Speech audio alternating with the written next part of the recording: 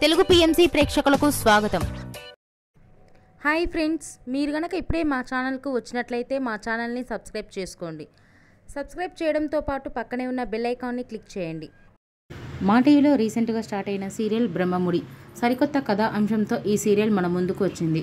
ఈ సీరియల్లో హీరోయిన్లుగా మానస్, శ్రీకర్ కృష్ణ, కిరణ్ కాంత్ నటిస్తుండగా హీరోయిన్స్గా దీపిక, హమీద, నిపా శివ నటిస్తున్నారు. తాజాగా దీపిక తన లేటెస్ట్ ఫొటోస్ని అభిమానులతో పంచుకుంది. ఆ ఫొటోస్ని మనం కూడా చూసేద్దాం.